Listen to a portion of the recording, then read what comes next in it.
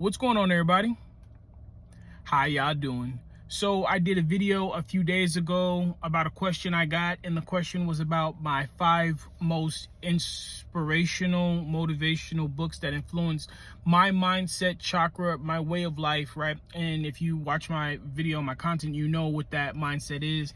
So I didn't end up doing 5. I ended up doing 6, right? Because it was just too hard to pick just 5. And I also said I was going to do a video on each book to break down more into each book because, one video isn't enough to talk about each one in its own. And to be honest with you, each video won't be enough to talk about the book in its entirety. So I want to give you some highlights and a description and a breakdown of what those books mean to me, right? So the first book I chose was The 48 Laws of Power. And again, the 48 Laws of Power or The Law of Attraction by Esther and Jerry Hicks. Either one could be number 1 or number 2, but I chose the 48 Laws of Power as number 1. Here it is, right? Here's the hard copy. I like hard copy books. I don't really like digitals. Digitals are cool, but for, accessing everywhere, but I like a hard copy that I can actually highlight and keep with me and pull up anywhere, whether I have connection or not, right? And as you can see, it's all beat up, right? Because I do use this book a lot. This is like my main go-to quoting book. This is a book that I tell everybody. This book is for 3 people. People who want power, people who watch power, or people who need to protect themselves from power. Now, if you don't want power, that's cool. Not everybody does, right? Some people just want to live an existence of, of gratitude and mediocrity, I should say. If you don't watch power, that's cool. If you're not entertained by watching power, if not something that draws your interest, but everybody, no matter what you want to accomplish in life, should be in a position to protect themselves from power, right? People are utilizing these strategies in this book. People are utilizing other strategies that aren't in this book, and you need to know about them, be educated on them, and how to counteract them, right? So that's why this book is so important. Every single chapter gives you a breakdown of the law. It gives you scenarios where the law was used, and then you have transgressions where people refuse to accept the law and what happened to them. And it also gives you a reversal of the law, right, when you shouldn't use the law. And now I will say I do not agree with everything in this book, right? As far as I don't agree with tactics that you should use. However, I do agree with exposing those tactics so people can know of their awareness, right? So I wanted to go over 5 of the laws, right? My top 5 laws, just to break down exactly, so you can get kind of a feel of what this book is about, and some of the things that you'll receive of it. So the first one I wanted to go over was Law 47.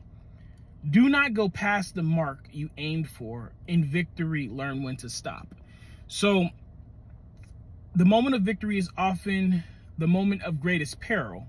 In the heat of victory, arrogance and overconfidence can push you past the goal you had aimed for, and by going too far, you make more enemies than you defeat. So I love this one because there's 2 reasons why people usually get a trainer. One is because they don't know what they're doing. They don't know how to achieve the goals that they want, right? They need somebody to teach them how to go hard and how to and where to go hard, right? 2 is because people overwork themselves. Now, you won't often hear about that, but there's times where people will overwork themselves in the gym. They work too hard, they work out too much, and they need somebody to actually tell them, hey, you need to take a rest day. Hey, you need to break.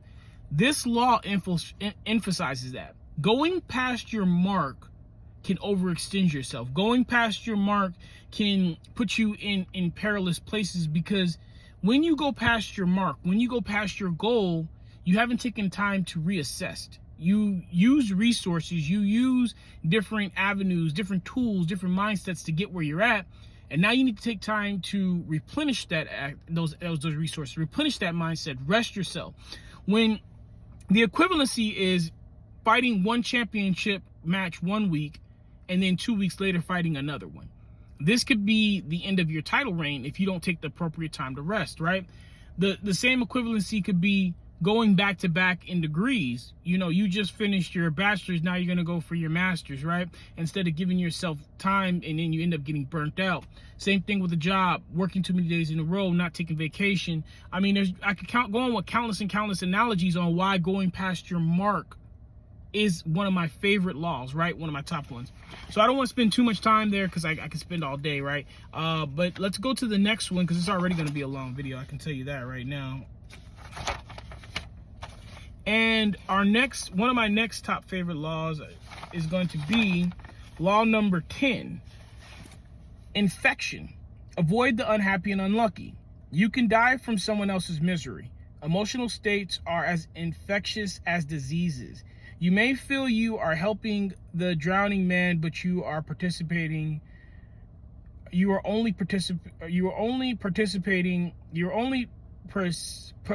plating your own disaster, right? So, at the end of the day, we all know this law.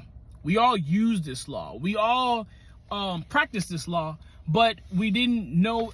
Like some of these things weren't necessarily taught to me. These things were just reminders, exposures, re-exposures, or teaching me how I can convey them to other people, or reminding me. Now, a lot of you use this law and you don't know it, and if you don't use this law, you should. So here's the thing. I'm not talking about somebody venting, because we all vent. We all have to get it out of our system. We all have to be able to go to somebody and say, hey, I'm going through this, or hey, can I talk to you about that?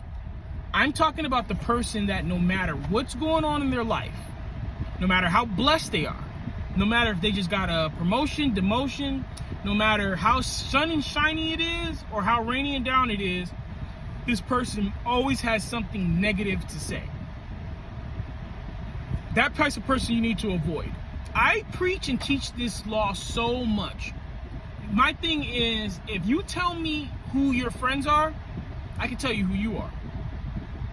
I can tell you who your values are by who you value your time, spend your time with. If you show me who you hang around with, I can show you what you're going to be doing in the next 5 years. So you have to avoid those who don't have the mindset like you, who don't have the ambition like you.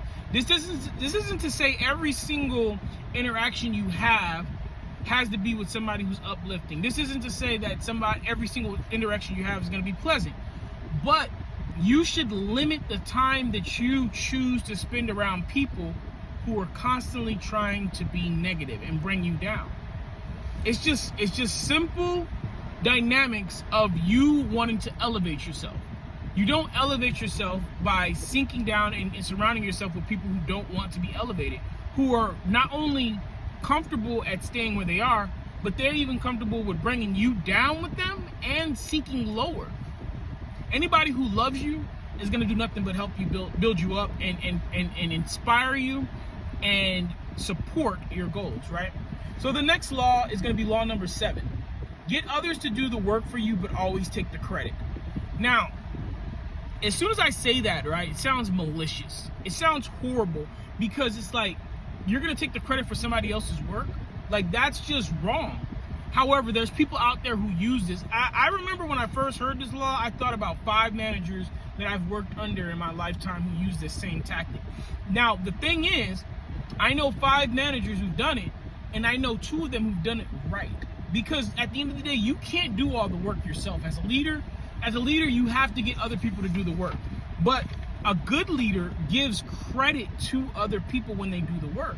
Hey, we were able to get this account, me and my team, because Sally, she was able to go above and beyond with X, Y, and Z. Hey, we were able to secure this promotion because Jerome did X, Y, and Z. Hey, we were able to achieve this outstanding. You see what I'm saying? Because when you have managers that phrase it that way, versus, hey, I was able to do this and that. Hey, I made my team. You see the different phrasing there. And the downfall of using this is when you take other people's credit is, look, eventually you will be exposed, because they're going to say, okay, well, if you're the one who did it, then you should always be able to do it, no matter what type of team you're under. If if you have, a manager above that manager who's able to, call that out. So you have to be careful and make sure that you're getting the credit for the work that you're doing without being, demanding of it. That's a chapter that I've read before, and I've read several times after. There's a lot of information in there. I don't have time to break it all down, so you need to get the book and you need to read that chapter. The next one is going to be law number 5. So much depends on your reputation, guard it with your life. So I know people, and you're going to know exactly someone who I'm talking about, right, who fits this protocol, who has a reputation that is insaleable. They have a character that is impeachable. They have a reputation that guards and protects them from all lies or even the perception that they do wrong. So I have a supervisor, and like, this guy never yells. He never raises his voice. He never says anything negative.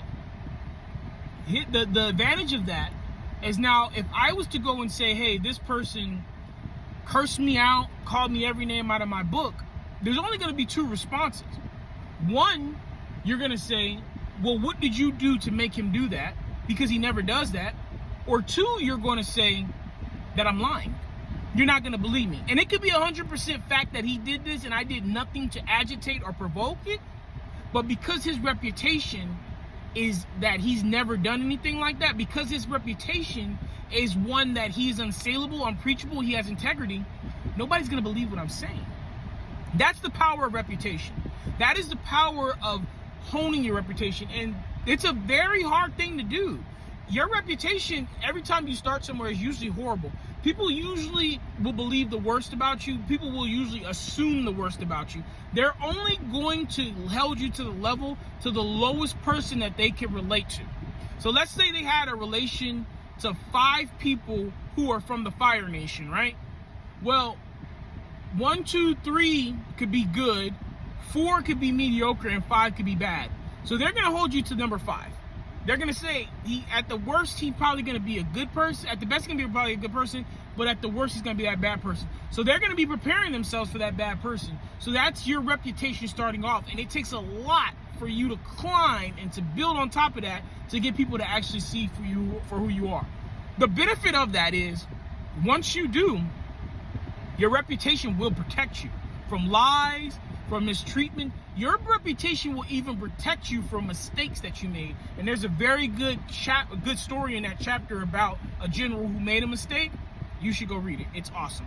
So the last one is, and this one a lot of people hate, is law number 1.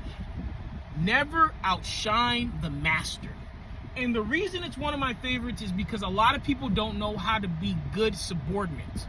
A lot of people don't know how to be good followers. Everybody thinks it's all about being a chief, and excuse my terminology, right? Everybody thinks it's all about being a chief. Nobody wants to be an Indian, right? Everybody wants to be top dog. Nobody wants to be the pup. But the pups eat too, right? The Indians eat too, right? So at the end of the day, I'm in charge of a lot of things. Plain and simple. I'm not bragging about that. I'm just saying I am a leader. I have leader qualities. I am demanded of being a leader. People need me to fill this void. It is comfortable when you don't have to take the burden on yourself. When you get to recline the seat and say, hey, it's not on me. I just need to take care of me. Willie just needs to worry about Willie. The catalyst just needs to worry about the catalyst. I don't have to worry about Tom and Brady and Sally and Mary and Jerome and everybody else. I just got to worry about me. You know what I'm saying? When you have that retrospect, when you have that insight, you're able to support, you're able to acknowledge, you're able to back up a good leader. And it's hard to find good leaders, but when you find one, you want to be a good quarter, you want to be a good follower, you want to be a good subordinate. And it also teaches you how to get from under bad leadership, how to lift up bad leadership, how to educate bad leaders. Sometimes as a follower, you need to teach your leader, you need to teach your superior. And it's just one of the most powerful things, because a lot of people think submission is a bad word. But I always say, to be a good leader, you have to be a good follower. and everybody answers to somebody. Everybody has accountability. If you don't have accountability, you're out here just delivering chaos. Those are the people that we see of chaos. Those are the people that we have to make have accountability, that we have to make get under some. But those are my 5 top laws chapters in the book. I've already spent over 15 minutes on this video. I don't want to go too much longer. I just want to say it's a great book, and I think everybody should read it. It first came on my radar because my brother was talking to a lady, and she told him that every man should read it. And I say every person should read it. Everybody on this planet should read the 48 Laws of Power, so you know about what the dichotomy, what the structure, what tools, usages, and diabolical schemes could be being used against you. And not only what they are, not only how to identify them, but how to counteract them. How to get around them so that you can get the goals and live the life that you want to live. All right, guys, I need you to take care of yourselves. Please be kind to one another. Keep me in your prayers. I'll forever keep you in mind. Endure, believe, rise.